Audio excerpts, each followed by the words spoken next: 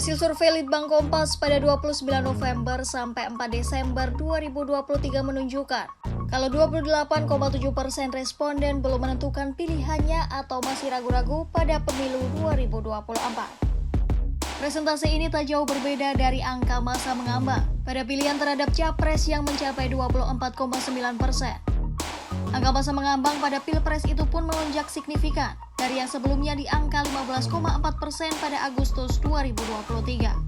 Kalangan pemilih yang masih ragu-ragu ini adalah mereka yang belum punya ikatan ideologis ataupun kedekatan emosional terhadap sosok atau pasangan tertentu. Menurut survei, kebanyakan pemilih yang masih ragu-ragu ini adalah bekas pemilih Joko Widodo Ma'ruf Amin pada Pilpres 2019 lalu. Sebagian lain adalah mereka yang tidak menggunakan haknya atau merahasiakan pilihannya pada pemilu lalu. Kebanyakan dari mereka adalah generasi tua dalam rentang usia 41 hingga 60 tahun yang sebagian besar masuk ke dalam generasi X.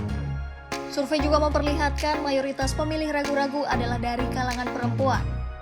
Selain itu juga, menurut survei banyak pemilih yang masih ragu berada di pedesaan yang berpendidikan dasar.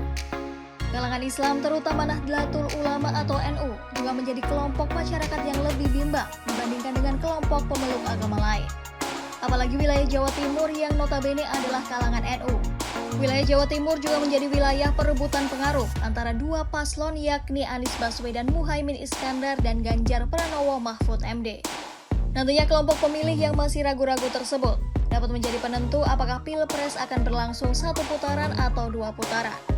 Menurut survei, pasangan nomor urut 2 Prabowo Subianto Gibran Rakabuming Raka memiliki elektabilitas paling tinggi sebesar 39,3%. Disusul dengan pasangan nomor urut 1 Anies Baswedan Muhaimin Iskandar dengan skor 16,7%. Dan yang terakhir ada pasangan nomor urut 3 Ganjar Pranowo Mahfud MD dengan skor 15,3%. Survei ini melibatkan 1.364 responden yang dipilih secara acak dengan menggunakan metode pencuplikan sistematis bertingkat di 38 provinsi di Indonesia. Metode tersebut memiliki tingkat kepercayaan sebesar 95% dan margin of error kurang lebih 2,65%.